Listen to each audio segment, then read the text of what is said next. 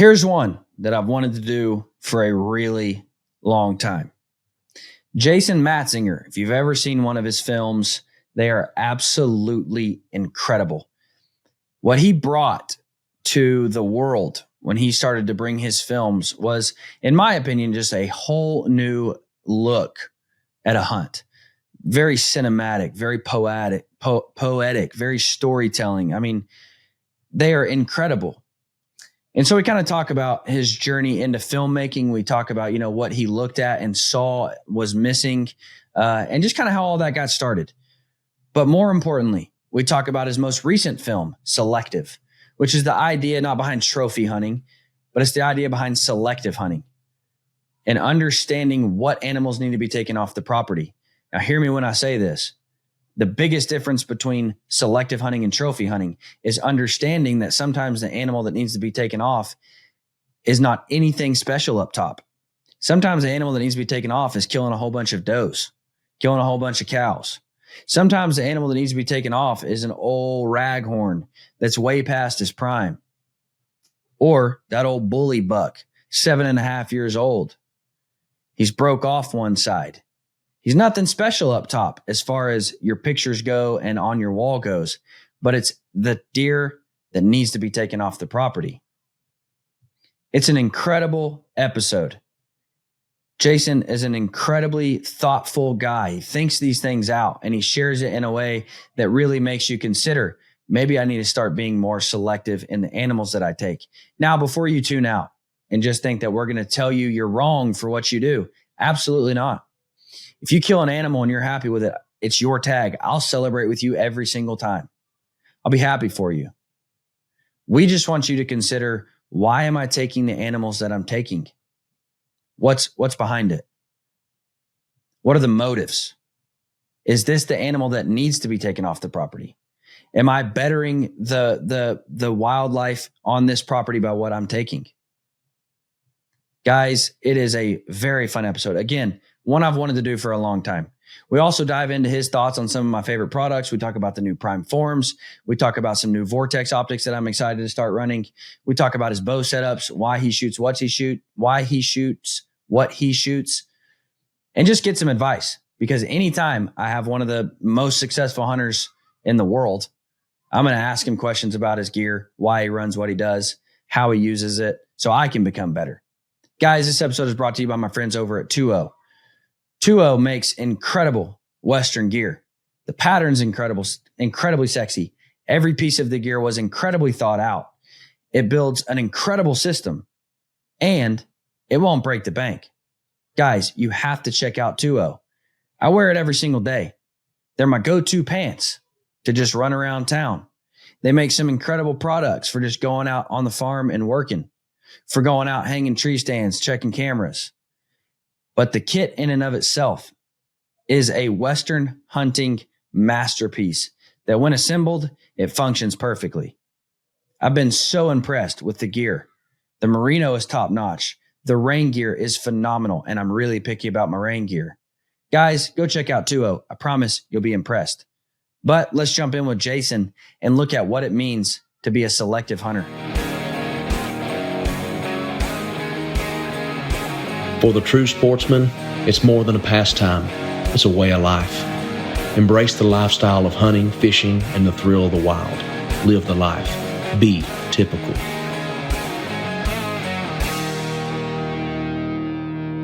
There are a lot of great companies making a lot of great bows. Pretty much if you go buy a new bow today, it's going to be a good shooting bow. However, very few bow companies are still single family owned. Even fewer bow companies are Christian owned, which is a very important value to me. And third, very few companies are really looking to push the needle in innovation. That is why I align myself with Prime. Prime, when I made the switch to Prime and I got my hands on this RVX 32 right here, I spent so much time with that bow.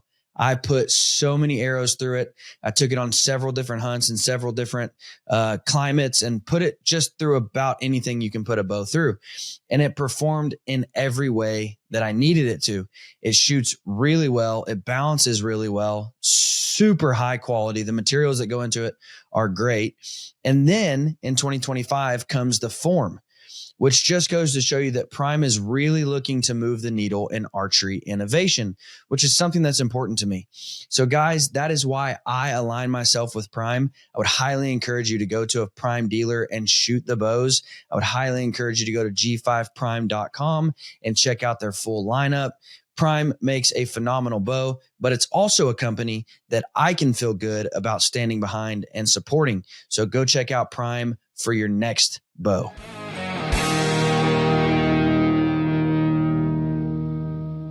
How are you, man? I don't think we've ever actually had the pleasure to meet. Bumped by you, of course, at a lot of events, a lot of shows. Watched a lot of your films, but I don't think we've ever had the pleasure to actually sit down and talk. And I'm excited to kind of run down specifically. Spoiler alert, I want to get to the selective piece and kind of just work through that and how that pertains to. How we should look at hunting. But before we do that, man, just give us an introduction to yourself. I mean, how'd you get to where you're at? Well, I do appreciate you having me on. It's nice to get the chance to talk with you for the first time, like you say. So absolutely. Appreciate that. But, I grew up here in Bozeman, Montana, still live here. One of the few and the proud at this point, it feels like. Yeah. But, grew up in a hunting family surrounded by the Bridger Mountains, the Crazy Mountains, the Gallatin Range and things like that. And hunting was just a part of the Bozeman community, hunting, ranching, that kind of thing. So it was just a part of who I've been since I was little. And it just evolved. I really enjoyed watching films like Marty Stauffer and Gordon Eastman films when I was young, growing up. They had a big impact on my life, and just kind of always thought that would be something that would be fun to try to do, is film the animals and kind of how hunting ties into it. And right out of high school, I started guiding, and it just kind of fueled that passion for wanting to capture what we do more and more, because when you're out there every single day, I guided on a beautiful ranch on the north end of the Bridger Mountains here for the Lane family. And so we had just incredible experiences after seasons of hunting there with hunters day after day. And the things you got to see, the elk standing on the skyline with his breath backlit by the sunrise or something. And you're just thinking, man, I should have a camera here. And so those moments of field just kept driving that, like, I want to capture this. And so when I got done guiding, I picked up the video camera and just kind of really went after it with trying to film my friends and filming family hunting and things like that. And it wasn't because I wanted to have a TV show. That wasn't even really a thing then. I mean, there was a couple of TV hunting shows at that time, but it didn't seem like something that was really attainable to me. So for me, It was more just like, so we could go home and watch it with our buddies. And through doing that for years, I just kind of collected a big library that ended up having a lot of cool moments that I was able to sort of build really the first year of the TV show and kind of get it off the ground and just see what people thought of it. And so here we are now, 16 seasons later. It's kind of hard to believe. Yeah, man. And what I admire about what you do, and I remember I was trying to think about this before we started. I can't remember what show it was at. It might have been like a Western hunt. I don't remember, but I remember I was sitting with the guys from Prime and at one of the film festivals, and we watched your film, and you ended up winning the film festival, and all the guys at Prime were cheering, that's our guy, or, but I remember watching the film and just thinking, like, it's a way that the story's never been told. You know what I mean? It's more of a poetic, cinematic, like, storyline rather than just, all right, guys, day one, we're out here to try to kill this. And then it cuts to him in the dark truck. We didn't get it done. It's more of like a poetic storyline of the hunt. And it just really, it's a way that makes someone feel like they're on the hunt and they're man, it's beautifully done. Like it really is. And Thank you.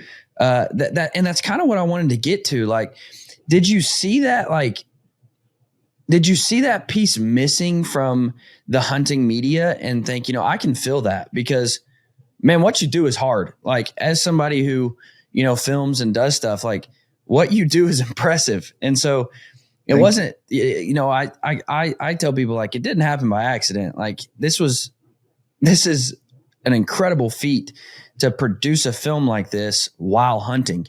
And so, like, when did you realize, like, man, I can really do something special here? Well, I think it was just when hunting TV started to evolve, the Outdoor Channel came out, and for the first time ever, you didn't have to go to your local, Blockbuster or something to try to rent a DVD of Primos or some of the early people making videos, Eastman's, those kind of things, even further back like Stony Wolf or Gordon Eastman films and that kind of thing. But you could watch it on TV, and there wasn't a lot of Western hunting represented on TV to begin with. It was hardly any in the start. I mean, for sure. Right.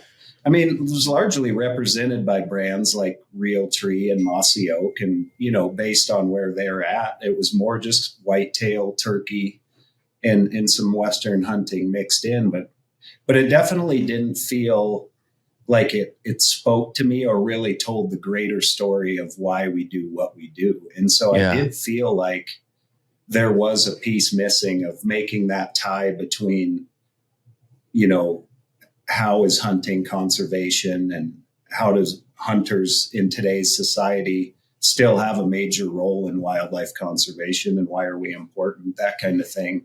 And just what it means to us and how much those animals mean to us and the connection we have with them and the process we go through. And it just all felt like it was missing. And so, that was the goal in the beginning. And I didn't know how to do it though yet. I just kind of saw what it had been done. And I sort of tried to put my ideas into that formula. But for the first couple of years, it was more sort of a little more standard, I feel like. And then as I started to, I guess, build confidence or learn more or figure out how to do it better, then I started to just relax and be myself and tell my story the way I wanted to tell it. And that's really when it started to evolve. But I always, because of things like Gordon Eastman and Marty Stauffer, it was always about the wildlife first. The animal was the focus of the films, and hunting was a part of it. And I always admired that. And then, like, with the evolution of just say Planet Earth, I remember when that series came out, it was like, oh my God, look at these shots and the dedication of those cinematographers out there to get those like 10-second clips of these animals doing things that nobody's ever seen before. Yeah. It's kind of just those things that continued to drive me to want to kind of make that blend of capturing the animals doing amazing, beautiful things while we're out there. And then, like, what role does hunting have in that? And so that's kind of always been the formula for me, I guess, moving forward. Yeah. And then, conservation, as I dug deeper, I realized the value of conservation and working with these organizations and help tell their story and why it's important. Yeah. Now, and don't get me wrong, like all of the people producing media fill a hole or fill a void. Like, I mean, I'm not taking away from what the hunting public does. I mean, they're good buddies of mine. Not I admire at all. what they do. But again, they're Same. more of like, we're going to film it and we're going to put it out the next day. Like, they're not producing a film. Now, again, what they do is impressive. Like, I can't imagine hunting all day, editing all night, and then hunting all day, editing all night. What they do is incredible. And what, I mean, if you look at Lee and Tiffany, I mean, you can look at all of them. What they do is incredible. I just think that when it comes to producing a film, like when it comes to, and for those of you who have never seen a Jason Matzinger film, you need to, like, just first and foremost to really understand what we're talking about. But it is a cinematic produced film. Like, you have to go into a hunt with a different mindset. So how do you balance that, like producing a film versus trying to get an arrow in this animal? You know, I mean, how does that balance work for you, man? Well, I put a lot of pressure on the guys that film me. Yeah. Sam Sarbacher is who's filmed me now, going into, I think, 4 or 5 seasons. And I tell him, like, because I typically am hunting for one animal or right. something of a certain age class. And when I get the chance to take that animal, the hunt is first. I'm definitely in hunt mode. I'm not going to not take a shot if I don't know the camera's on it. I mean, and luckily, you know, they almost always get it, which is great. It's a bonus. I can't tell you how many times I've, like, executed the hunt, and in my mind, I'm going, I don't care if he gets it. This is my moment. I need to make it happen. And I shoot, and I turn around, and I'm like, I don't care if you got it or not. I had to take the shot. And they're like, oh, no, we got it. And that's cool. And so it's worked out a ton. But I think, you know, through this is 16 seasons now of doing it. And I've produced, you know, 5 or 6 documentary full-length films, and you start to really understand the components you need to tell that bigger story, you know?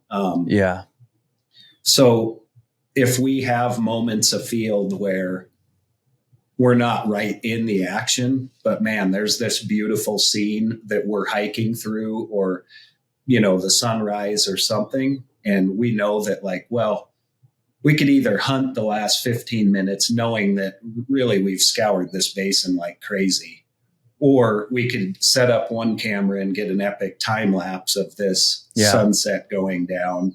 And we could also get some great shots of, like, hiking back with the silhouetted, you know, and really take the time to go, okay, we have to hike this ridge to get back anyway. So instead of him just being in my hip pocket, never knowing what's going to happen, we'll take that moment to be like, okay, run over there, set up, and just give me the thumbs up, and I'll hike this section here. And so it's kind of like recognizing when you got to be right here, and when, well, we got some time to just have fun and create some cool stuff while we're still hunting. Yeah, for sure. And again, not to take anything away from everybody else, but when you go to that more like film production, there's got to be a whole lot more camera gear. I mean, they're carrying in a whole lot more lenses. They're carrying in a whole lot more microphones, tripods, you name it, accessories for the cameras to get this and that. So my question is, like, these camera guys, surely, well, I shouldn't say surely, because I've heard some wild stories. Were they hunters turned cameramen, or cameramen turned hunters? Both.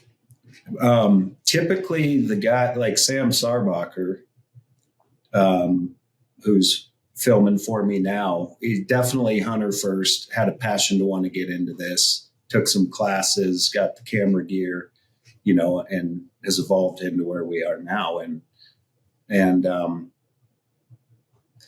But when it comes to, like, when I first started creating the films, I wanted them to have a unique perspective than what's been seen before. Mm-hmm. So I did work with a company here in town, a guy named Yarrow Craner, who was a Bozeman guy, grew up, I knew his family, kind of vice versa, but was not a hunter. And I really admired his creativity and his thought process. So I brought Yarrow in, and it just kind of really opened my eyes to a whole unique perspective of looking at this, because he would challenge me from a non-hunter perspective. If I would say, this would be really cool to put in the film, he'd say, like, why do I care about that? I don't understand why you're excited about it. And so I would have to explain, well, as a hunter, why that excites me is because of this. And so he really helped tell the story in a way that hunters may skim over. So when it came to the films, a lot of times I will use John Sweeney is a cinematographer I've used a bunch for helping get shots for films, and he is not a hunter. So I love the eye that they take, because where we may focus on the rack or something specific about a shot, they're looking at it completely different. Yeah. And so that's cool. When it comes to kind of the bigger productions that I do, a lot of times I will use outside sources that aren't hunters to help me write the story, produce the story, edit the story, all that kind of stuff. With the TV show, I know that that's going on the Sportsman's Channel. I know that that's our target audience is Sportsman's Channel, then YouTube. So that's I want that to be geared towards a diehard hunter that's been there, done that. And, also somebody that's never watched a hunting show and hit Sportsman's Channel for the first time, or maybe say, they sit down on a plane and the TV screen in front of them, the first thing that comes up is my show. I want to represent us in a way that we can all be proud of, and that the person watching, if they decide to go hunting or not, will walk away going, I can respect that. That was really well done. Yeah. And so I kind of always try to find that balance. That's cool, man. Now, but is there a challenge? Is there a level of challenge taking that non-hunter out? Hey, you can't blow your nose when there's a bull coming in. Is there that level of they just don't understand how the wildlife works and how we as hunters move and how we as hunters, think about where we're leaving this and think about, the scent and think about the wind? Is there that extra level of frustration of dude, you gotta wrap your mind around this? A little bit. I have gotten frustrated only a couple of times, only because maybe the hunt wasn't going like I wanted it to go, and days are starting to wind down. You've been out for a long time, you're grinding. Mm-hmm. And my focus becomes, when that starts to happen, my focus becomes much less on the filming process and much more on the hunting process. If everything's going smooth and we're seeing animals and passing things and whatever, then it's easy to be okay, yeah, let's get these cool shots and focus on the hunt. But if the hunting's hard, I'm not in the mindset to be yeah, let's take the time to set up a shot. And so there's only been a couple of times where they've been okay, I'm going to stay here. You go over on that skyline and hike down. And I'm no, we're not going to take the time to do that. And if you want that shot, I'm here to hunt. I'm here specifically on this ridge because this is where I want to be. If you want the shot, maybe you go over there and film me back here. But that's literally been one time I can remember, and it was on a sheep hunt. And it's just because the hunt was getting hard. And it's I just don't want to take the time to go out of my way right now to film.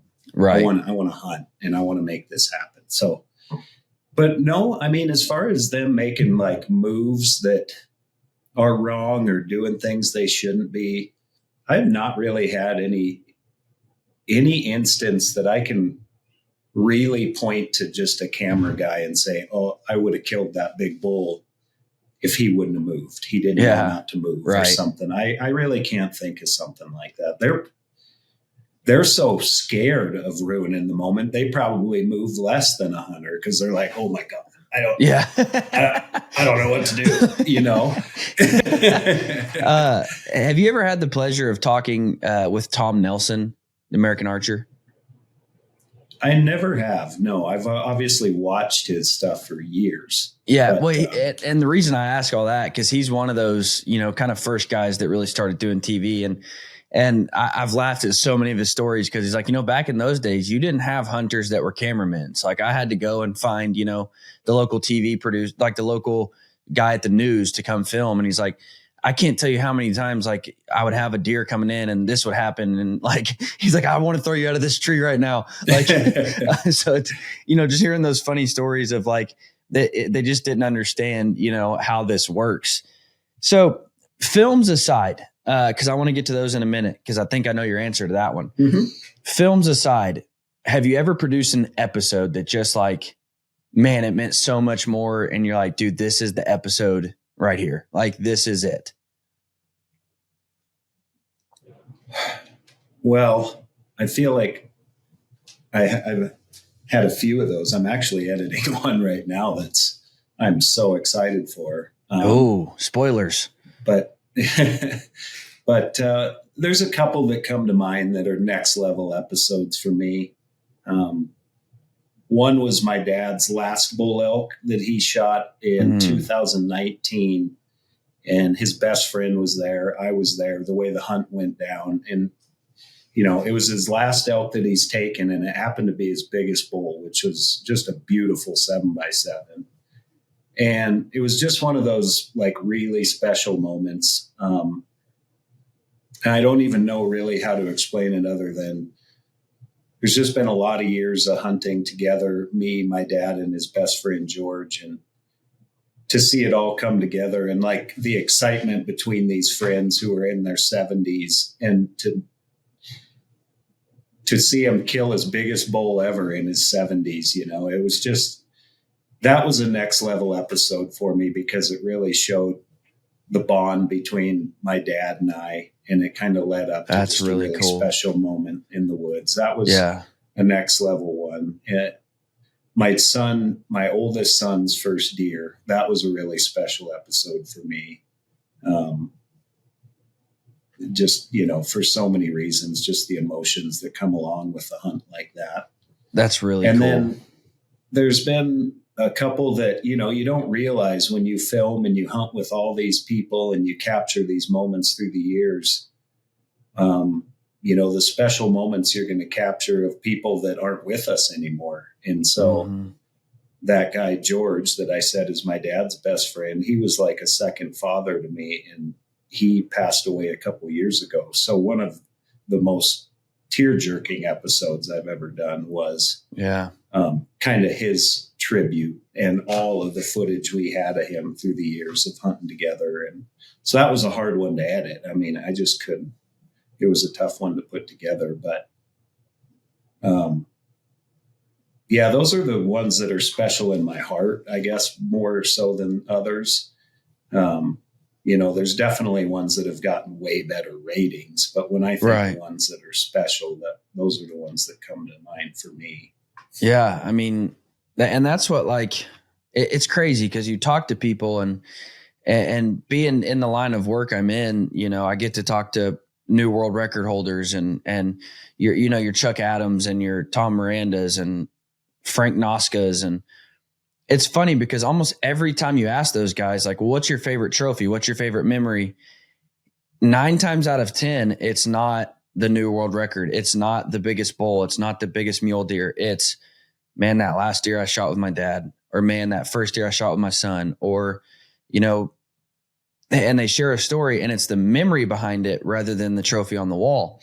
And that, to me, like, again, coming from people who have just shot tankers, I mean, it makes you remember that there's so much more to the hunt than just that final, everybody wants to see the arrow slipping in the rib cage. Like, there's so much more to that. There's so much more to the story and why we do what we do. And that's really why I'm excited to get to this point with you, because me and Justin were talking about your Selective film. Now, would you say that is would you say that's your favorite project film wise? Man, they've all been fun projects to work on. And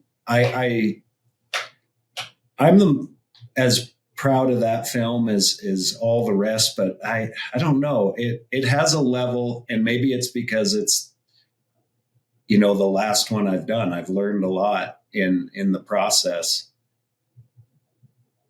I loved telling that story because it was tackling something that's never been told in the right way in my mind, like on a film anyway, or in a way to kind of take it in like that. And so I just really enjoyed what I learned through the process of making that film. I've been attached to the record system since I was little, Pope and Young and Boone and Crockett. Like since I was little. I mean, my dad and his friends paid attention to it. And, I learned what those numbers meant and how it related to the size of an animal. But even then, when I went into making this film and interviewing guys like Justin, and, it really opened my eyes to kind of the connecting the dots of how trophy hunting or the scoring system, is the most beautiful form of wildlife management system in the entire world.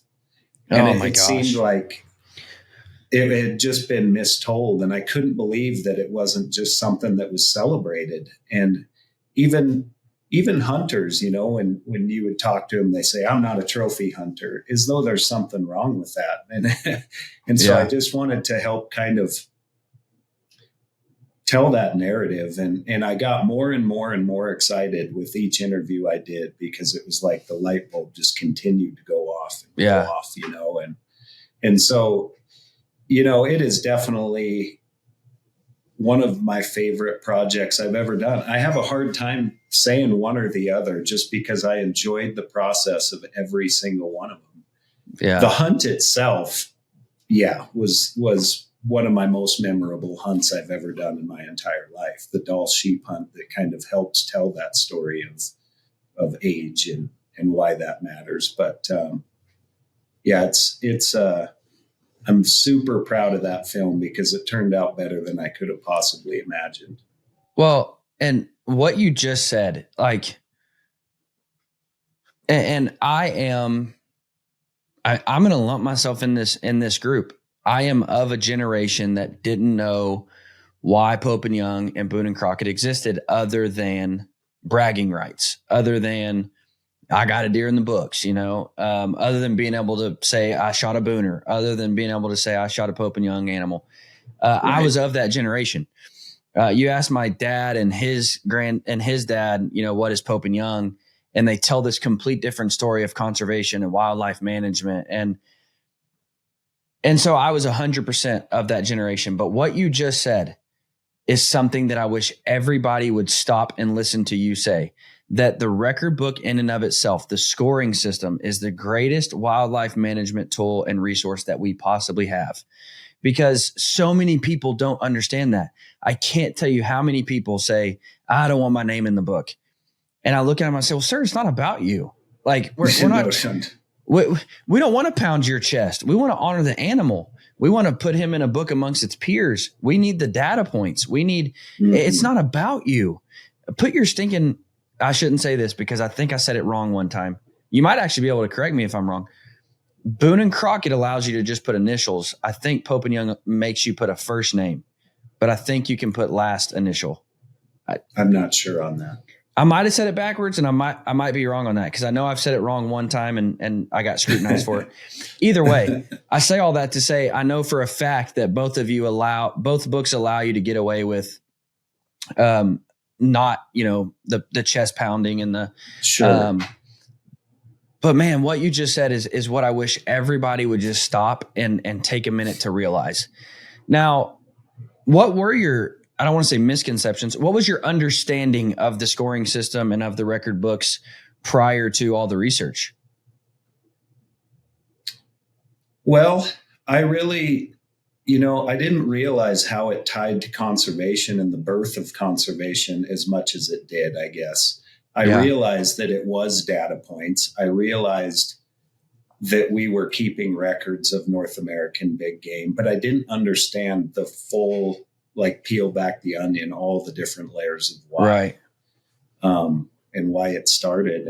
And as I learned more, it was just like I said, the light bulb just kept going off more and more. And I can't believe that more people don't celebrate the process and what it stands for, not only for, the animal, I loved one of Justin's quotes in Selective. It's one of my favorite quotes in the whole thing because, and it's exactly what Pope and Young and Boone and Crockett represent and stand for. And he said, I love it when we see a new world record show up. Like everybody gets a kick out of a new world record. But what I get really excited about is when an animal from a new county or somewhere we've never seen before shows up, because that says that now that habitat's gotten healthy enough and those herds are healthy enough. Like what we're doing is working. And so that's exactly what the book is like, it's the most eloquent, records from so far back that indicate what we're doing is working, that the North American model of wildlife management is working. We have new world records, every 7 years. And there continues to be more and more animals. And on the flip side, if all of a sudden in, a cycle or two of doing the record books, there's an animal that's not showing up, well, then it's an area of concern. So it shows us where we're doing good and where we're not doing good and what needs attention. And without that, we really don't have this documentation that shows like hunting is conservation. Yeah. There's more hunters on the landscape now, but there's more entries into these record books than in history. And so, that's important, and making that tie is important. And even on the flip side, like looking to future plans, I explain it like this. I live in Kansas where it's a $1 state. And so I use us as an example. And I said, if in 4 years they decide, well, let's make Kansas a $2 state, they're going to have something to look back on to see, okay, when we made that change, how did we see the quality of animals increase or decrease? They're going to have somebody who's collecting that data to say, well, man, average used to be, 163 coming out of there. Now it's 148. Like, we might have to take this back again.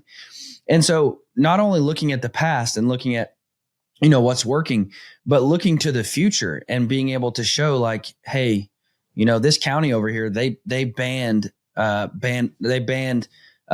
hunting, or they took away this tag, or they eliminated the use of dogs for tracking, whatever it is.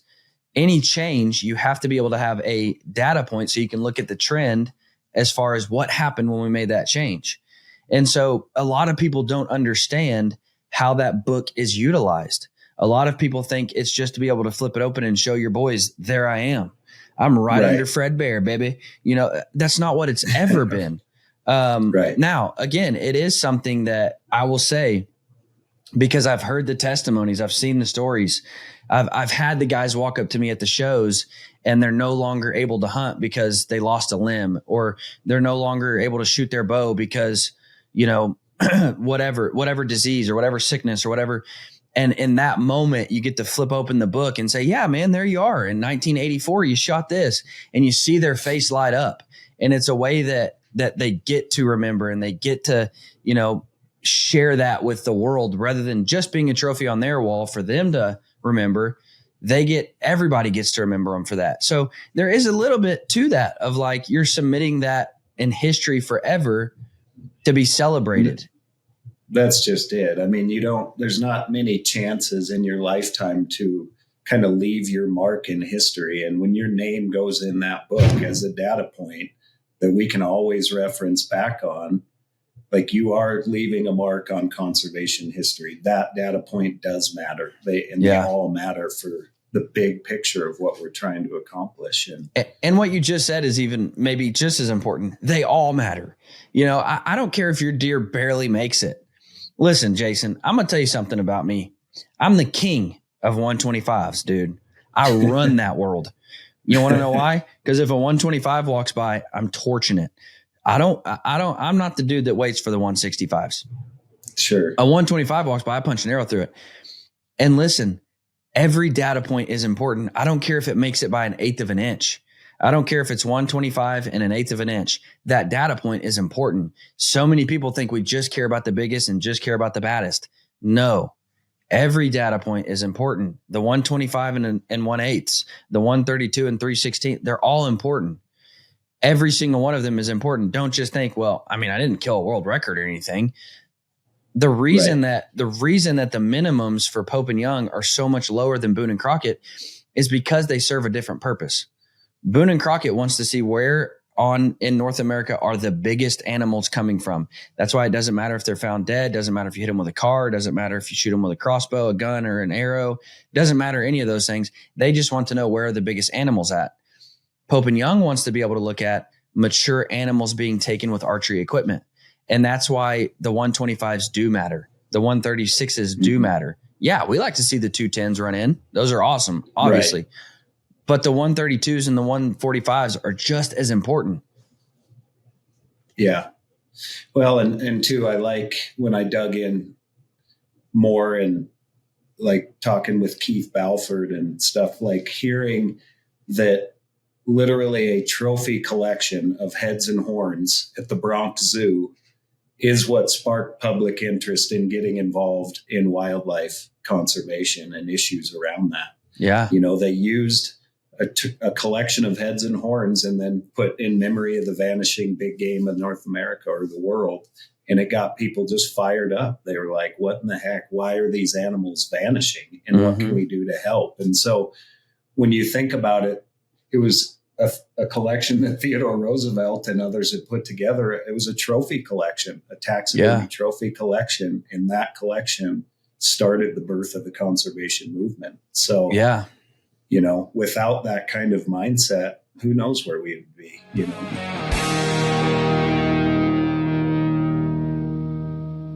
Let me share a little bit about why I am so passionate about Mountain Ops.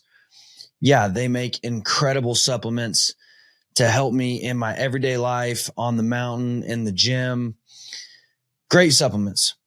However, they also support my rights as a hunter. They're also Christian owned, which is something that I value a ton.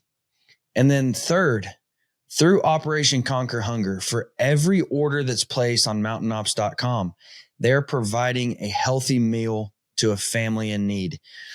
Guys, if you use supplements at all, I would highly encourage you to look at not only the supplements that a company is pushing out, but also what that company represents. So guys, go check out mountainops.com because it's a company that I can not only support because they make great products, but because they support the same things that I support. They support me as a hunter as well. So guys, go to mountainops.com, use code TYPICAL. That's going to save you a lot on your order, and you're still going to provide a meal for somebody who's in need of a healthy meal. Mountainops.com, discount code TYPICAL. Go check them out today. My favorite product by far is Ignite. I use it every single day. Before I podcast, before I sit down to work, before I go to the gym, I use it all the time. I use it on the mountain religiously. Ignite is my favorite product by far. However, they have a full line of supplements to help you conquer the mountain, conquer the day, conquer work, whatever you're looking to do. They've got something for you. Mountainops.com, discount code TYPICAL.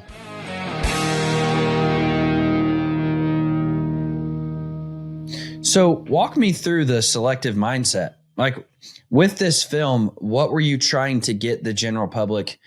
What were you trying to get them to understand? What were you trying to get them to consider? Well, the reason I went with the title Selective was because the word trophy alone just doesn't really represent what it is we're doing. I felt like the word selective in itself kind of started the mind off in the right direction of what it is we're really doing. Selective hunting, like that is what we're doing out there. And so it just bothered me that trophy hunting had a bad name, and because it's just a great form of wildlife management that's been misunderstood. So I just wanted to tell that story. I feel like anybody that has a platform or anything has always kind of shied away from ever saying like, I'm a trophy hunter, because they feel like they're going to get chastised for it or something. And that's just how I was raised, and not we just always went for the older age class animals. And that's how I raised my kids. And I think in today's day and age, more than ever, it's important that more people understand that process, because we are putting more and more and more pressure on our wildlife.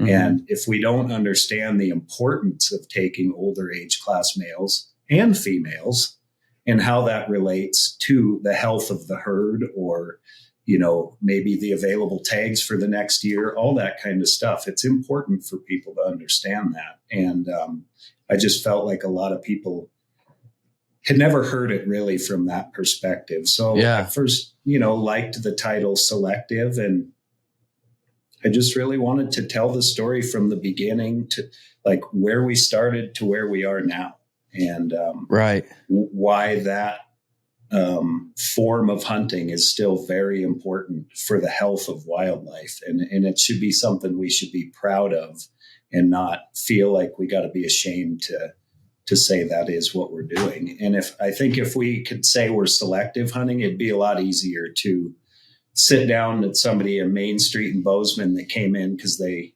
wanted to just tour Bozeman, but wasn't a hunter. And you say, oh, I have a hunting show and whatever. And they go, oh, well, I don't really like hunting. What do you do? And you say, well, I selective hunt. I only take old age class males. We work hard to only find old ones. Sometimes we don't even fill our tags. In fact, most of the time we don't fill our tags. Usually they're like, oh, I respect that. I guess I could respect that.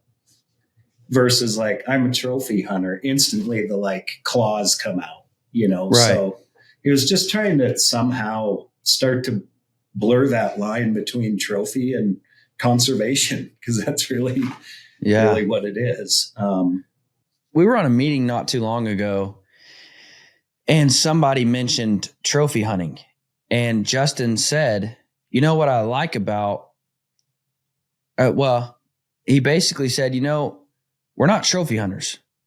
The term trophy hunting, what it really means, trophy hunting is illegal, meaning you're hunting just for the trophy. You don't want the meat, wanton waste laws.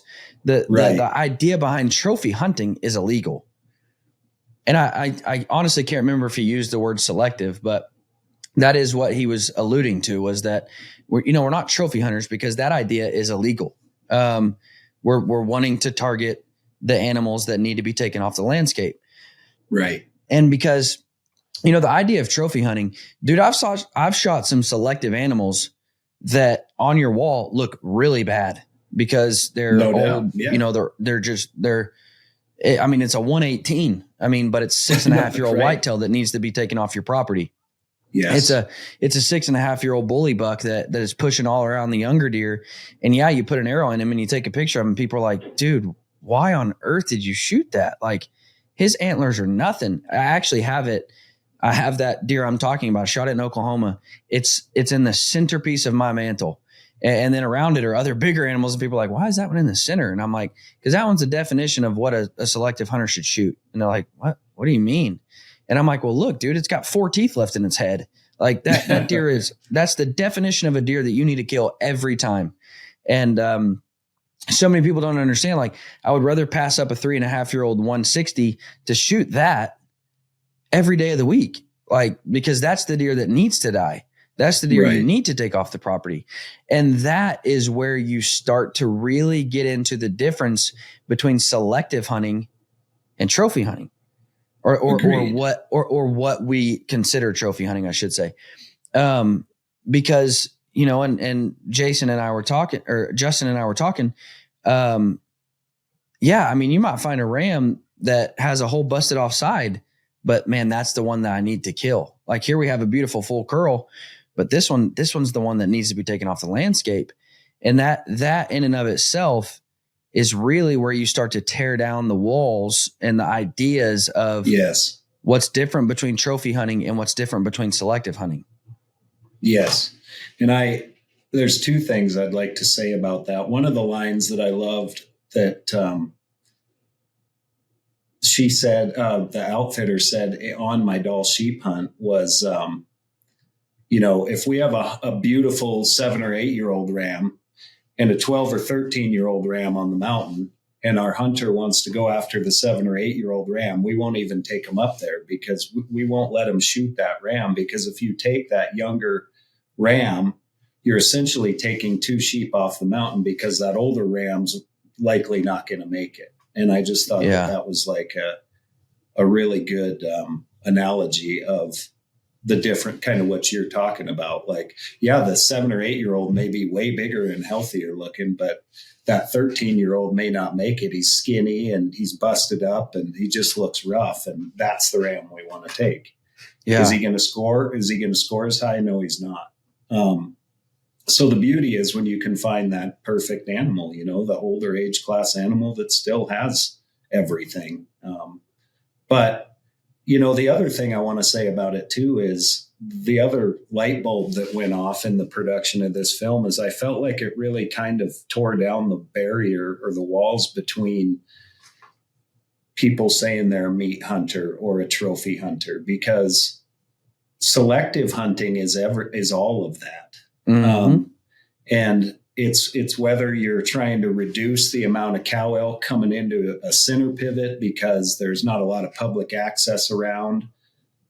Selective hunting in that area wouldn't be killing 3 or 4-year-old bulls when there's 10 3 or 4-year-old bulls running around with 250 cows.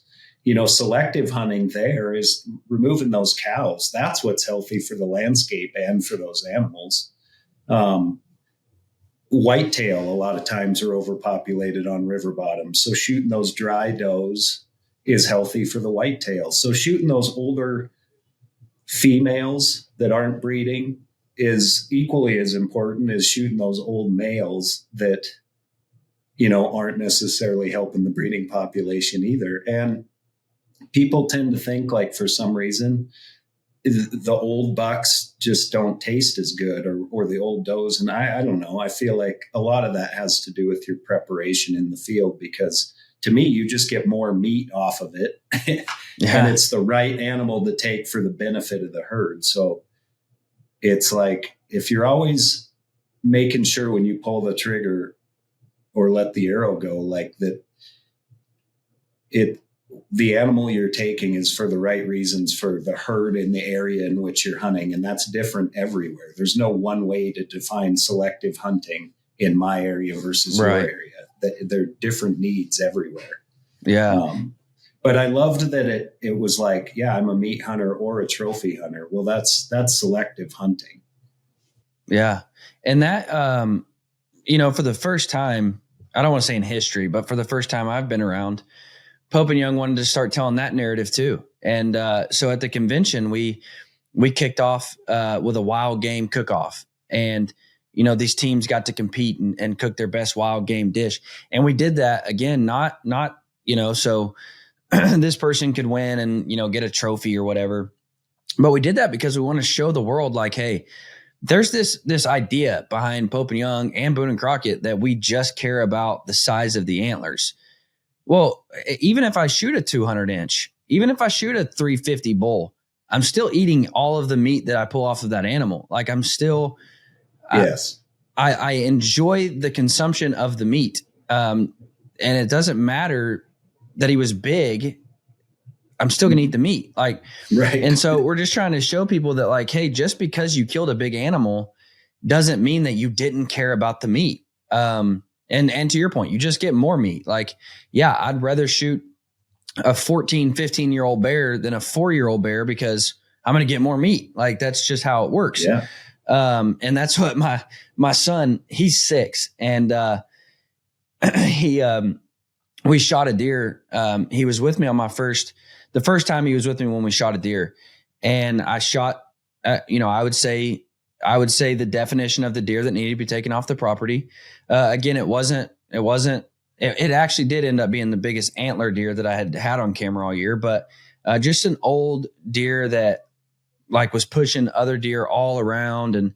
And so much so that I knew, I'm like, if I set a decoy out, I'm killing this buck, like, because he pushes everything else around. Like I'll kill him. And so me and my 5-year-old, he was 5 at the time, we're sitting over this decoy and this buck comes in, we shoot him. I see him fall, And we immediately FaceTime my dad, and he's like, Pop, we just shot a buck. And my dad says, was it a big one? And Tucker says, it has meat. I'm like, yeah, it does, son. Yes, it does. That was the first thing he said was it big? And he said, it has meat. And I'm like, it sure does, buddy. But yeah, I mean, because again, when you tie it to just when you use the word trophy hunting, you're essentially saying we don't care about anything other than those horns, which is the furthest thing from the truth. Because again, that idea is illegal. We care about the betterment of the herd in and of itself. And so we have to become a selective hunter to do so. Now, walk me through this idea. It is so hard to get somebody to understand. And let's take your sheep, for instance. I mean, for the majority of the public, if they do ever get to go on a sheep hunt, it's a once in a lifetime opportunity. So they see that 6.5-year-old ram on the mountain, and it's the last day of the hunt. That's not the ram that needs to be taken off the mountain, but they're never going to get to go back to do this again. That's something that's so hard to wrap your mind around. Like, I would rather go home with a tag in my pocket, even though I know I'll never get to do this again, than to kill an animal that should not be taken off the landscape. Like, how do you, when somebody brings that up, I'm sure that's been brought up to you. When somebody brings that up, what would be your response to that? Well, and then you, I guess, are not in it for the right reasons at the end of the day. If taking an animal that could hurt the health of the herd, and that the outfitter's telling you that, and people encourage you to take older age class animals, then I don't know. It is tough. And sheep is just a fragile animal. I think it's easier to set your sights on like a 140 or better whitetail. And then at the end of the hunt, if a 120 comes by, being like, yes, I'm making that happen. Yeah. But I think once you dive into the sheep world, there's a mutual understanding amongst sheep hunters. Like, it's pretty shunned upon to shoot a young ram. And the more you get involved in it and become an actual sheep hunter, you realize the value in that process. And it's not even a thought that crosses your mind. In Selective, you'll see I wanted to shoot a ram with my bow. Like, that was the goal. And I passed up a ram that was 6 or 7 years old at 3 yards, like literally right below me in his bed.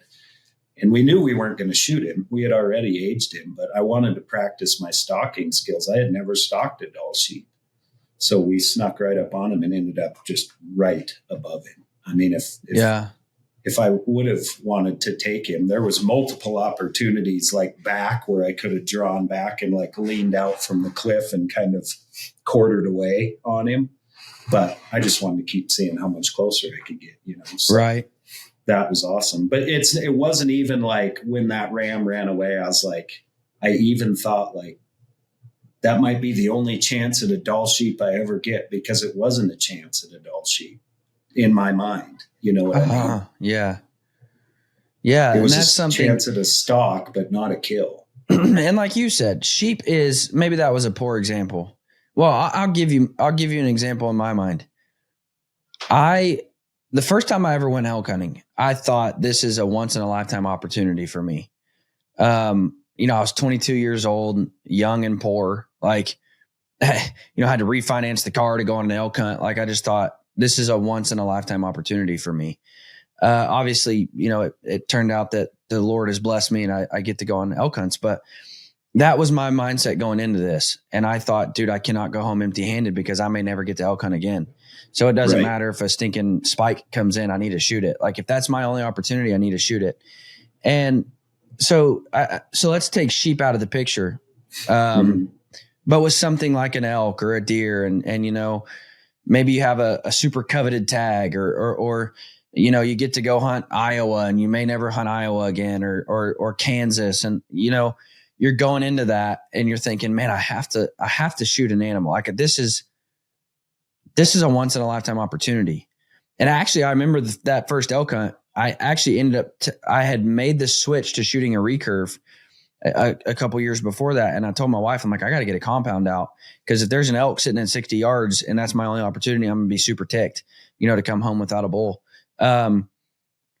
So going into a hunt like that, what's the mindset a hunter should have around I want to shoot a 340, but I can't shoot a 2.5-year-old bull either. You know what I mean? Well, I think, there's two ways of looking at it. You hear the old saying, don't pass on the first day what you'd shoot on the last, which, that's the mentality of I definitely want to go home with something. Yeah.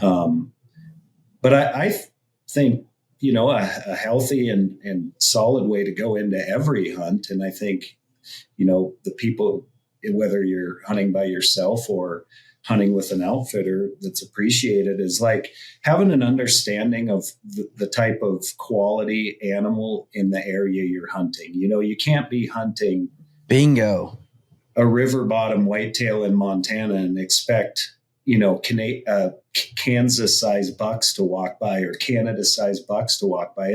You're hunting a unicorn. Yeah. You can't hunt something that doesn't exist. So I think having a great understanding of the potential of size of the animal in your area, and being well, there's been 180s killed out of this area. There's been, even some 200s, but not a ton through the years. And you kind of start to figure out, you hear the stories, you look at the photos that come out of there, all that kind of thing. And it kind of makes you be okay, realistically, I could at best hope to see, and that would be amazing if I could see a 160. But realistically, man, if I could shoot a 140 to 150, I would be super stoked about that. So I think if you got a 5 or 6 or 7 day hunt, you take at least half of that and you hunt for what you would love to kill while you're there. Don't settle. As hard as it is to pass one that isn't quite what you're there for, it is fun and it makes you become hyper aware, and it tightens up your game to hunt for those bigger, older animals, and, use those last days to tighten up. Okay, well, I was in the tree stand here. I saw multiple deer over here. The one good buck I saw was over there, and just kind of use all the different things and just keep getting closer and closer and closer. And you learn so much that you wouldn't learn if you, always shot day 1 or day 2, just being out there studying those animals. One of my favorite things to do is to call in an elk or have an opportunity with an animal that's a pretty quality animal, and then just study them. What calls do they respond to when they come in? How do they circle downwind? How far downwind? What kind of movements do they pick up on? When they've been there for a while and don't see what they're after, what's their next move? Which way do they go from there? Just things to apply when the next elk comes in and it's a bull you want to take. I think using those moments of hunting for that next class of animals just really make you a student of the game and tighten you up more and more. And you get down to those last couple days and that little smaller than what you had hoped for goes through, and you're that is a beautiful buck, and it's going to fill the freezer. And I've had a wonderful experience here. It's a beautiful morning and I can make that shot, and boom. I mean, that's, I would never fault anybody for that either, but I do think it's a great mentality to go into of knowing what you could realistically expect, hunt for that as hard as you can. And if you get down to halfway through the hunt or better, then just kind of read what you've been seeing and go from there. Yeah, no, 100%. And I'm going to have you help me think of a different term, because I've oftentimes said you have to know your trophy. Well, let's take the word trophy out. because the idea that I've used that behind is that idea you're talking about of like, you hear so many guys and they're like, I want to shoot a 160. I'm like, dude, you're not going to shoot a 160. Like, you just got to know that. Yeah. And when you go into a hunt with realistic mindset, man, it makes it so much more enjoyable because you're taking away that stress of like wanting to shoot this giant when you're not going to shoot a giant. I grew up in Northwest Arkansas, and the second favorite deer on my wall is the next to that, the one I told you about from Oklahoma, is the second smallest. And it's the second smallest on my wall, and it's the second smallest deer I've ever shot. However, in Arkansas, where I shot that buck, I think it scored like 116 or something. But in Arkansas, it was an absolute stinking stud. Like everybody was like, holy crap, dude, that's an awesome deer. You drop it off at the processor. It's like, oh my gosh, it's the biggest deer we've seen all year. Like, but for the area I was hunting, that's the definition of a giant. You know what I mean? And so I just tell people that 118 was I should say bigger feat, if you will, was a bigger feat than shooting a 140 in Kansas. Like, and people like this so many times. And it's because of social media. It's because of watching TV. They have this idea that there's, a 175 tucked behind every tree. There's not. Right. They have this idea that everybody's out shooting 180s except me. That's not the case. Like they have this mindset of like, man, everybody else is doing it. I need to shoot a 350 bull or bigger. Like, well, sir, like the area you're hunting in, you're probably not going to shoot a 350 bull. Like, correct. And if you can picture it, I don't know, if you can picture like the Boone and Crockett heat map, there are counties that if I had a tag for, you're absolutely right. I'm not shooting anything smaller than a 160. Because I know what's here. I know that they have X amount of deer come out of here every year that's over, 190. But then you go to places and you're hunting, Michigan, or you're hunting in the South, or you're hunting Florida, and you have to just really know the quality of what you're going after. Otherwise, all you're going to do is cause a whole lot of frustration for yourself. Yeah, no doubt. I mean, there's certain areas in Colorado that have a pile of elk as far as population, but the trophy quality is just not there. I mean, you could hunt till you're blue in the face and never find a 340 plus bull. Yeah. There's areas in Montana that are special draw areas for elk that, your minimum you're starting to look for is a 340 class bull. Right.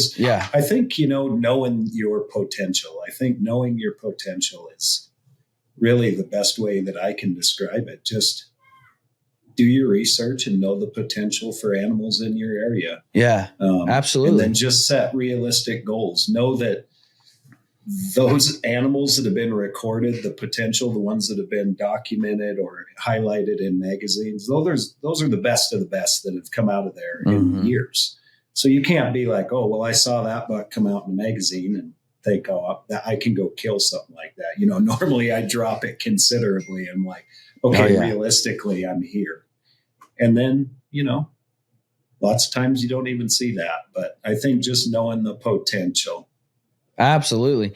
Yeah, man. I'm a fangirl of a few people. Like one of them being Remy Warren. Like he's just a stud, man. And he was talking on the podcast about, those units that you're talking about where you're going to see a whole bunch of bulls, but you're not going to come out of there with something that people are going to, praise you for. But he's like, I don't drive past those units to get to the units where, I'm going to start with a 340, because when I get in there amongst all those bulls, and it goes back to exactly what you're saying, I get to watch more bulls. I get to watch how they're interacting. I get to learn and I get to grow, and I get to, how do they respond to this call? How do they respond to that call? How do they respond to this noise? That way, when I go into those other units where the potential of shooting a 375, 380, 400 is higher, I've studied and I've learned, how these bulls act. And so, there's value to all of it. And there's value to going into a hunt, understanding like, man, if I see a 320, like I'm punching an arrow through it every time. Or if I see a 280, I'm punching an arrow through it every time. as opposed to like, now we've done a poor job. You and I have done a poor job just now of saying, I got to shoot this inch wise. I've got to shoot this antler wise, because, going back to the selective piece, man, you might better shoot the 280 that's past its prime rather than shoot the 360 that's in its prime. But that's something that's really hard to do, to go into a hunt saying, I want to shoot a 4.5-year-old deer. Don't care how big he is. I want to shoot a 4.5, 5.5-year-old deer or bigger. Mm-hmm. And again, you have to understand where you're hunting as well. You have to understand that deer get older and more mature in other areas than they do in other parts of the country. If you're sitting around waiting for a 6.5-year-old deer in southern Arkansas, you ain't going to find it, because those rednecks got guns and they like to use them. But going into a hunt like that, again, I think that takes even more of the pressure off, because you're not so caught up on the size of the antlers. You're caught up on the age structure of the animal that you want to take. 100%. Yeah, no doubt. So now I will say there's a line to be drawn. I brought this up with Justin yesterday when we were talking about, when I was telling him I was going to do this. I brought up, do you know Alan Bolin at all? I know of him. I don't personally know him. So he's past the point of being selective. And I'm not saying this negative about Alan whatsoever, because I admire him for what he does. But if he's going on a Dall sheep hunt, he's passing, I think I forget now. He told me how many, at one point it was like he had passed 17 rams and hunted for over 100 days or something. Because he was looking for a new world record. Like, that's a whole nother level. Like that's a whole different level. And so I don't want people to think like we're telling you to pass. I don't want you to think we're telling you to pass incredible animals to kill the biggest one possible. What Alan does is spectacular in its own way. What Alan does is next level stuff. I mean, he's a freak. And congratulations. Like, I'm not saying that's bad on Alan's part whatsoever, because he's being, the highest level of selective you can be. I just don't want people to listen to this and say, man, those guys are telling me, I got to pass all these animals to shoot the biggest and the best. No, that's not. We're saying the opposite, actually. Sometimes you need to shoot the smaller, dinkier animals because it's healthier for the deer herd or the elk herd or the whatever. Exactly. If the selection in your area is to reduce the herd, that's different than remove older age class males, like say out of a sheep herd. You're not going to the Northwest Territories and knocking down a bunch of ewes. That's just not a thing. It does not help the herd. Right. What helps the elk herd, in kind of more private areas where there's lots of agriculture, where they have the ability to overpopulate and not be managed correctly because of lack of access. What's healthy for them a lot of times is removing far more females than males. It's understanding the animals in your area and knowing what's best for them, and, hunting for reasons that mean something to you as well. Like, there is always this self-servingness to hunting. There's reasons that we go out there, but making sure you just understand the importance of every animal we take has a place or a role kind of in the ecosystem they live in. Right. It's not like we are trying to be snobs or say, don't take this. It's more just trying to create awareness around the practice of doing that, and that it is super beneficial for the herds. And I think it comes with the evolution of a hunter. It's natural to start out and obviously just have that drive to want to go out and get your first animal. And I would never take that away from anybody. But I think, in somebody like Alan's case, who's had a chance to just bow hunt every incredible location around the world and be able to be successful in this and go back and keep doing it. Like, what you're hunting for gets harder and harder and harder. Right. And that's just the evolution of a hunter. I think that's a great thing. It's healthy for the animals, and, it's healthy for that individual. It keeps the drive in you. It keeps you always searching for that next harder thing. And I think we as hunters like that challenge, and kind of what creates that evolution.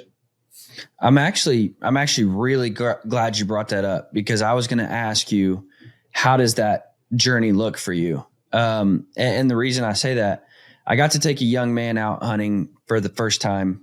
His name's Coda. He's my biggest fan. He's my only fan, probably. Listens to every episode, tells my wife every negative thing I say about her on the podcast. He's my biggest fan. Got to take him out hunting, and he started talking about big buck and big bucks. And I said, Coda, here's what I want you to understand. If a deer comes out and you're on my property that I try to manage to the very best of my ability. But if a deer comes out and it gets you excited, shoot it every time. You don't have to look at me for permission. And because that was what I was given as a kid, and that's what I'll give my kids. And that's what, I shared this last episode, actually. My wife, you shared the story of getting your girlfriend her first bear. My wife took her to Idaho for her first big game hunt. And, I shouldn't say first big game hunt. She has shot a few deer, never recovered. She shot two whitetails in Kansas with her bow, never recovered them. So I took her on a bear hunt in Idaho this year, and she shoots a bear, and I am losing my mind. It's a dandy bear. I mean, a great bear.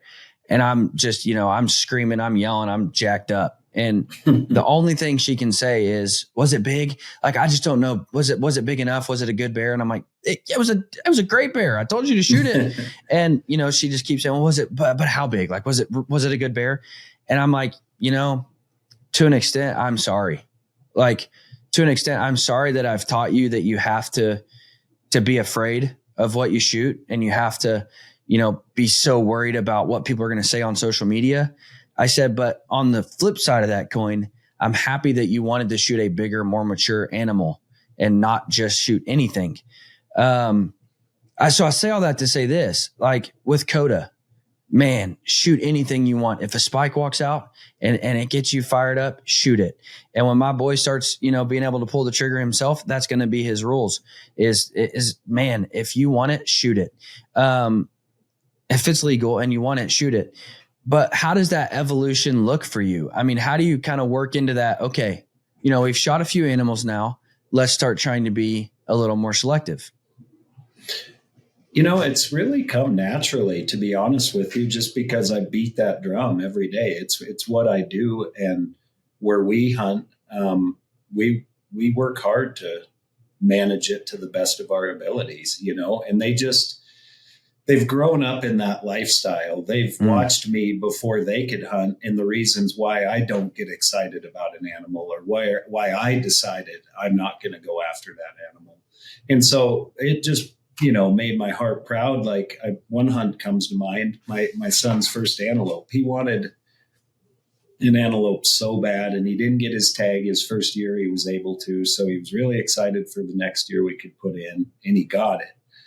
And I kind of same mentality. We went out there and I thought, there's antelope. There's not, they're not overflowing with them, but there's opportunity at antelope more so than, say, a mature mule deer buck or whatever. So when we went on that hunt, I spotted this antelope, and we didn't really size him up a ton. I could just tell he looked like a pretty good buck. So me and Dawson and Asher start the stalk and kind of get in this ditch, and it takes us about 45 minutes, and we pop up over the hill, and I kind of get my video camera set up, and I'm looking at him through the binoculars, and Dawson's getting it set up and on him. And I'm like, I said, it's up to you, Doss. If you like the looks of him, let him have it. And Dawson's on him, and the buck's kind of like feeding with his head down, and the buck looks up and he turns sideways, and I can tell the buck has no prongs and is just really thin. From the front or the back, he looks like a pretty good, like 14-inch type antelope. But when he turns sideways, he's just got nothing going on. And Dawson, he's like, I don't know. He he kind of looks young, and he just doesn't have much mass, and he doesn't have any prongs either. I'd kind of like to hold off with, one that's a little older and heavier with better prongs. And I didn't have to say a thing. Like, I gave him the green light, but through teaching him the value of that mentality of hunting, it wasn't forced. They make the decisions on their own. That's cool. That's really cool. So it hasn't been hard. And so, they pass an animal or two, and then they see that one that really gets them excited. Like, that's what it's about. That's what I'm talking about. And they take it, and, it's an amazing moment. But that's cool. I think just teaching them, they're just kind of students, they follow in their footsteps, and they learn that that's why Dad hunts for those reasons. That's why it's important when it comes to the management of these herds. And I want to be a participant in that, just like my dad, I think, and the kids, they totally embrace it. It where was different. Like when I grew up hunting, it was kind of like, you'd go out the first day and you'd come back to camp, and everybody would just go look in the back of the truck and be like, "Oh, no blood on the tailgate, huh? Well, maybe tomorrow." And it was like, the pressure was to just get something. It felt like, rather than like, why are we out here? Like, what is a good animal? What is the right one to take? I didn't fully understand that. I knew that, like, Dad and George always wanted to get the older ones, but they didn't teach me why. Right. So, but I just see it in my sons. Like, so, and for me, where I'm at in my own life now, it's like, every hunt's different. I don't really know how it's going to hit me or what animal's going to grab me once it's kind of that caliber, I guess, I've been looking for. Yeah. Like bear hunting. I mean, I love bear hunting. I love the practice of going out in the spring and spot and stalk hunting bears in the mountains around here. I've looked over in the last couple seasons, 3 seasons, probably, close to 100 bears, and I haven't pulled the trigger on one of them. Now there's a few I would have if the stalk would have worked out, or like the one Tara took was a great bear. But it just, when I first started going out, I just wanted to find a bear. Like, I was 16 years old. I just got my driver's license. I could go out in the mountains, spot for bears. Like, I did not really care. As long as it wasn't a sow with cubs, I just wanted a bear. Yeah. And as you take your first bear, you start to, evolve. And now I've taken several, and it's like, I still love the practice of going out, but I don't need to fill that bear tag every year, unless it's an animal that truly gets me excited. Right. Your son had a complete different reaction. Cause when I took Coda out, I had told him, I said, "Listen, buddy, there's a strong chance that right when we get over this hill, there's a strong chance, like, before we even get to our blind, we're going to see deer down in here moving around." And I said, "If that's the case, I'm going to drop these sticks. We're going to put your gun on it and, try to get a shot." And sure enough, we come over that hill and there's a whole bunch of does in the field. And so I drop the sticks, I get his gun on it, and the words haven't even got out of my mouth yet. I'm like, "All right, buddy, if you want to," and that deer drops. But no, it was one of the coolest experiences of my entire life. And this is what he said. He had oftentimes asked me, he's a big fan of Michael Waddell as well.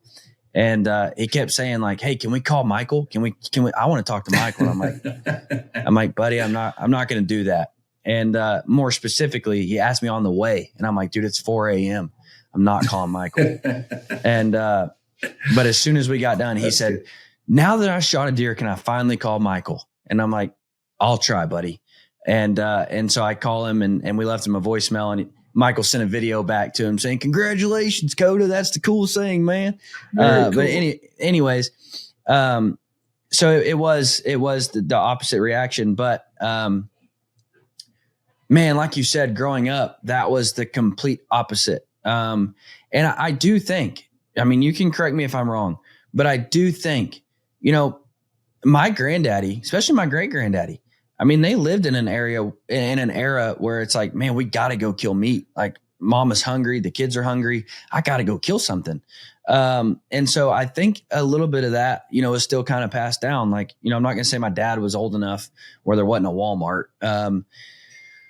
But I think a little bit of that was passed down. And you're absolutely right, man. When I was growing up, I remember there was this one old man in our deer camp, and every single year, it never failed, there'd be 20 does standing out in front of him, and somebody be with him, and he'd get on the doe and shoot, and they'd be like, "Oh man, you missed." He's like, "I didn't miss." And they look, and sure enough, like the littlest one, the spotted one, would still be out there like dead. And he's like, "That's the one that's going to taste the best, man." And pack it up, load it out. So it was just like, it was a different mentality. It was just a different mindset. And so many people, I've heard it said like, man, the golden ages of hunting or whatever. Like you said, we're seeing new world records every 2-3 years. We're in the golden era of hunting. We're in it right now. We're living it, man. Like the North American model of wildlife conservation has worked, and it's better now than it's ever been. And I don't have to go out and shoot, a doe with spots on it just to get meat. Like I can, right, man, we've really seen that shift of being more selective. And for sure. So I appreciate you helping you tell that story, man, and helping share that narrative and helping show that the North American model of wildlife conservation needs data points. It needs something to go off of. It doesn't just happen. Exactly.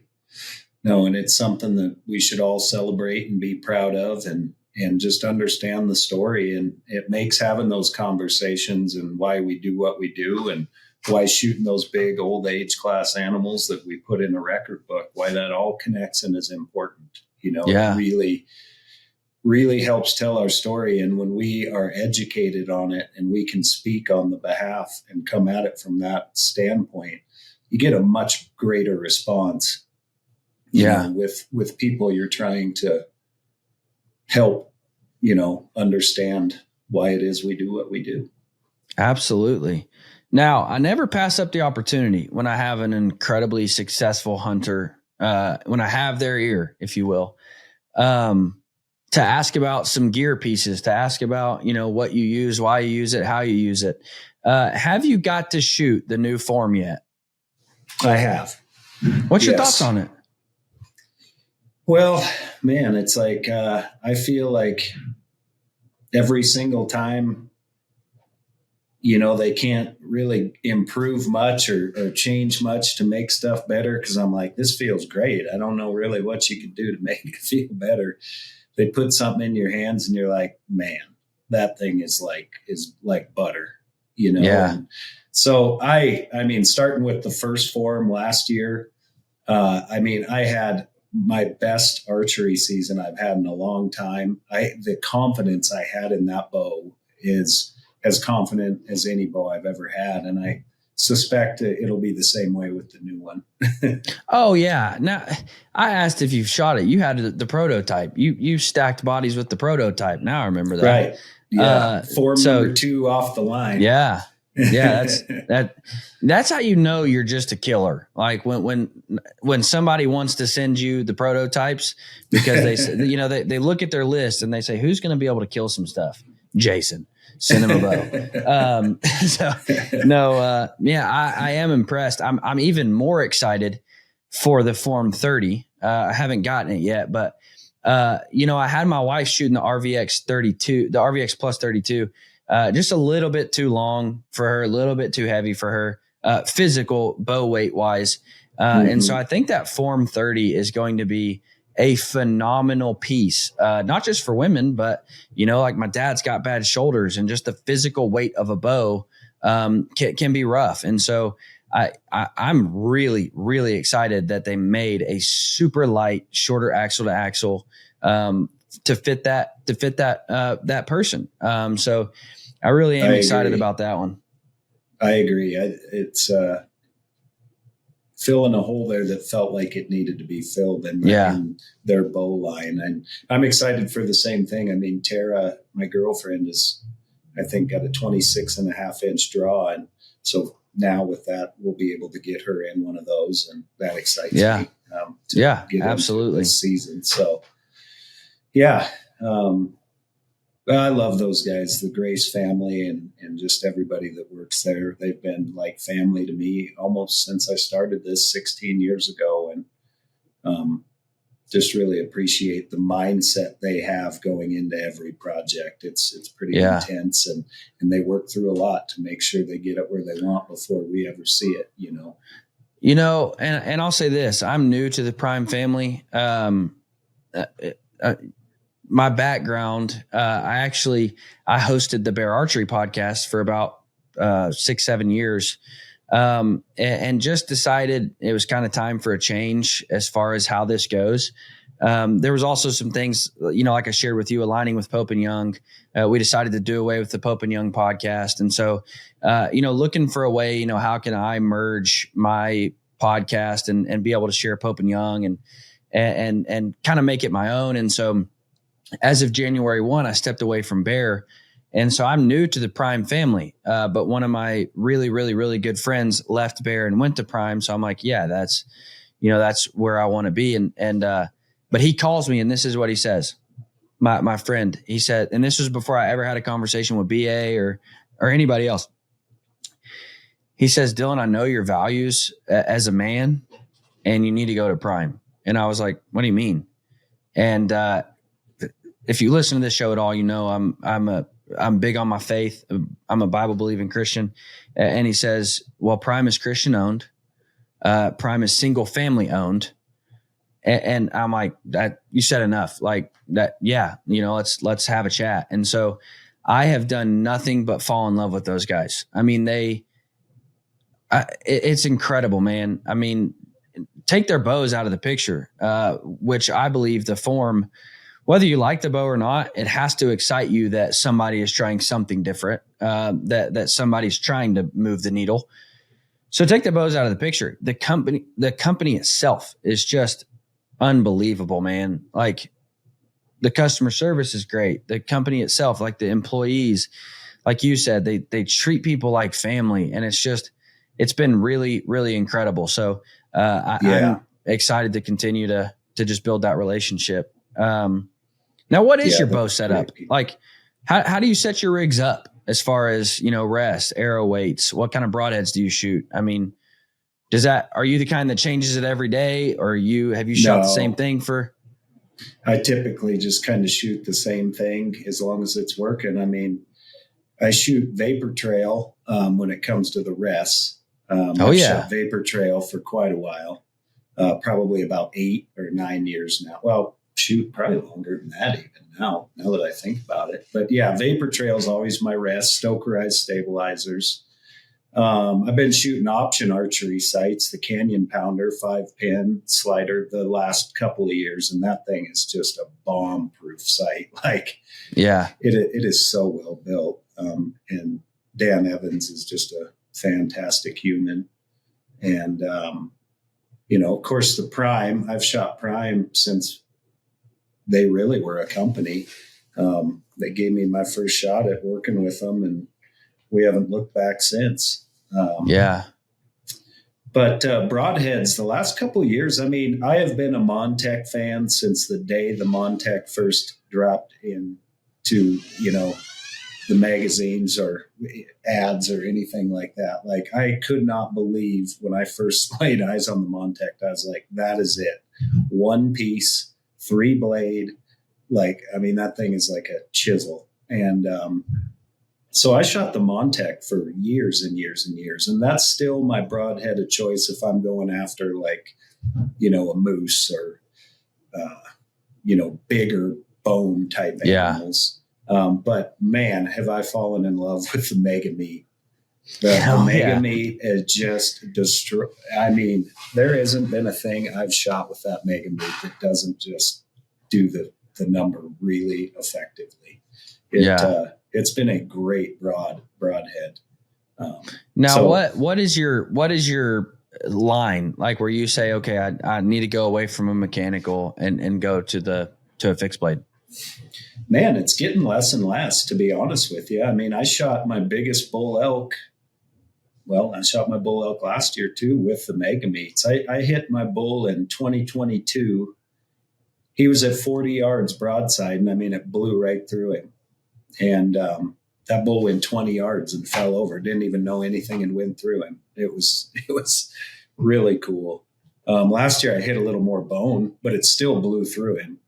And that bull went like 80 yards. So, I mean, I feel like that barrier is getting less and less as they get better and better with the technology that is behind expandable broadheads. I mean, you know, I think the last thing I shot with a fixed blade M3 was a moose up in Alberta. And, that did the trick too.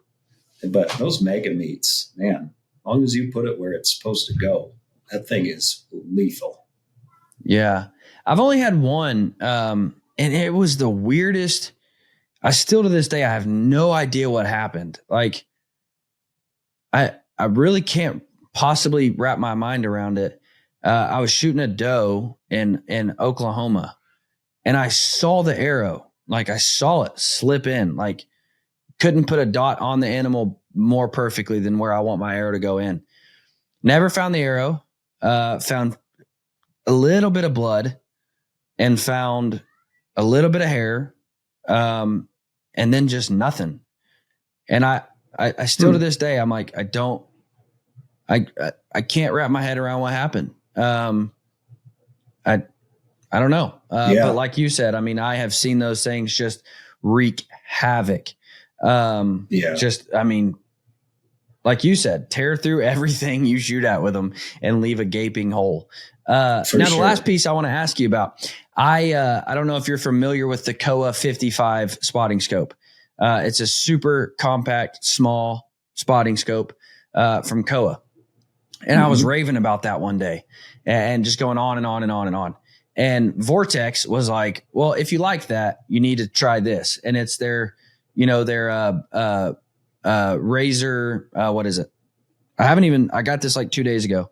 HD 13 by 39 56. Have you played with this at all? So it's like their mini Razor spotter. Yeah, I actually use that all the time. You know, I have my rig spotter, truck. Yeah. I have my truck spotter set up on a window mount. If I'm like sitting way back from the mountain, that's got the 82 millimeter lens objective on it and spot. But if I go on foot, that's what I use right there with one of their lightweight tripods. And dude, that thing is for as little as it is, that thing is a beast. I love that spotting scope. And that's how I felt about Kowa. And because it was about the exact same size. I put them next to each other, almost the same weight. That's how I felt about Kowa. And I just went on and on and on about how usually when you get this compact, the glass just it's not there, you know? And they said, well, you need to try this. And I got it last week and went out of town the very next day. So I haven't got to play with it, but I figured you had, and just wanted to kind of hear your thoughts on it. So, well, I'm excited to give her a whirl. It's like I said, it's a little mini beast. Like, and I prefer the angled eyepiece like that. Oh yeah, me too, for sure. Spotting the mountains a lot or whatever. It's just nice to have that. So yeah, I can't say enough about that thing. It packs a lot into a little package there. And it, you know, when you're really trying to size something up, like bears, you know, they can be hard to judge when there's, you know, if they're not on a bait where you have a barrel to size it up to or something like that. You're just looking at them across the canyon. And so you're looking for specific features really to determine whether you want to spend all day hiking across this canyon to get to that bear or not. And man, having that spotter has helped me, you know, get that next step closer, pop that thing up, look at it and go, you know, that's kind of the same bear I thought it was from back there. I don't think it's worth the time going. Or you get there and you set up and you go, okay, no, that's quite a bit better than I thought it was. Now that I'm getting a better look. So, right. Yeah, I think you'll you'll really appreciate that when you have a chance to spend some time behind it. Yeah. And one thing, because people on this podcast, you've heard me rave about Koa. And again, I haven't played with this at all, but I will say with it being the same size as the Koa does not have a removable eyepiece. So the fact that it's the same size as the Koa, and if I really need to pack her down tight, I can take the eyepiece off. Like, that's already just one, benefit and bonus over that. So, really, I'm just excited to give her a whirl. And so she was sitting right here, and as we were talking, I'm like, I bet he's played with that thing. So, just wanted to ask you about it. Yeah, no, I'm glad that you got one. I think you'll really appreciate it. I'm excited, man. Jason, where can they find the film Selective? I want to encourage everybody to go watch it. Where can they find it? The full film right now is on the Wild Sheep Foundation's YouTube channel. If you just Google Selective, it'll pop up, but that's the main place to find it. I am excited to announce that Selective is making its first TV debut July 26th at 6 p.m. Eastern time. So if you have the Sportsman's Channel, July 26th at 6 p.m. Eastern time, you can catch the full documentary. So this will be the first time that, even though the film's been out for about a year now, this will be the first time on national television. So I'm excited about that and get some new eyeballs on it and hopefully further the conversation. Very cool. Well, everybody head over to Wild Sheep's website and watch this film. Not only is it a beautifully produced film, but again, it's going to inform you of a lot of things. It's going to, here's what I like most about it. It's just going to get you to consider things. And hopefully, I want you to hear my heart when I say this. I don't want anybody to leave here and think, man, Jason and Dylan told me I got to do this, I got to do that. More so than that, we just want you to consider the why. We want you to consider, why am I punching this tag? We want you to consider, am I doing this just for an Instagram photo? Am I doing this just for a rack on the wall? Am I doing this just so, person X, Y, or Z will think I'm a good hunter? Just consider the why behind the animals that you're taking off the landscape. And then, just to encourage you to do what's best for the landscape, not necessarily the biggest and best animal. So, I just want you to consider those things. I don't want to tell you you're wrong for shooting anything. It is your tag. And I'll celebrate with you. I mean, if you shoot a spike and you're excited about that, I'll celebrate with you. No doubt. I just want you to consider the why. If you're a firefighter and you got 1 weekend a season to hunt and all you see is that basket rack 8, shoot it. And if you're happy with it, man, I'll celebrate with you because it is your tag. I just want you to consider the why behind what we're taking off the landscape. That's all the purpose of this podcast was. And so, Jason, man, I appreciate your time. I appreciate what you do for the industry. I appreciate your films. So keep doing what you're doing, man. Thank you. I appreciate hearing that. And I'm excited to tell these stories. They're fun. They're rewarding. I learn a lot and hopefully they are timeless and will always represent us in a positive light. That's the goal. Yeah, absolutely, man. It's not often that a new company comes along in the archery world and just absolutely changes the game. However, that is exactly what Dialed Archery did when they entered the scene.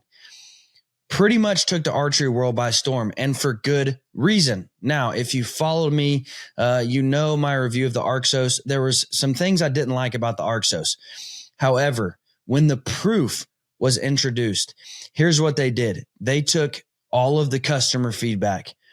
They took all the customer feedback so well that I believe with the proof, they have created a perfect sight. They listened to what the archery world wanted and needed out of a sight. And that's what they got with the proof. It is completely redesigned. It's completely in every way. It's just a better sight. They have improved on every issue that people had with the Arxos, and they have created, in my opinion, an absolute bomb-proof sight. Completely customizable on the website.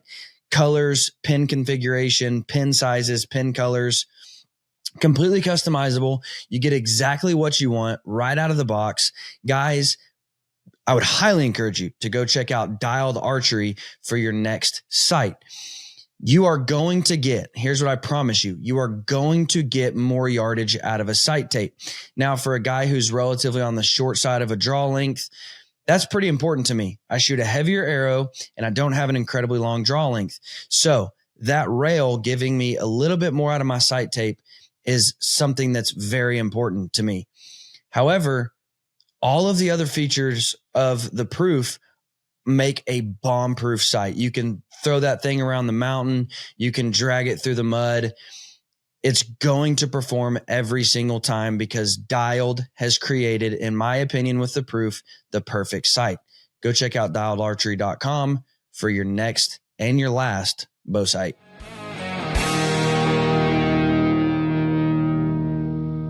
Well, everybody, thank you so much for listening. You guys have a great week and keep the dusty side up.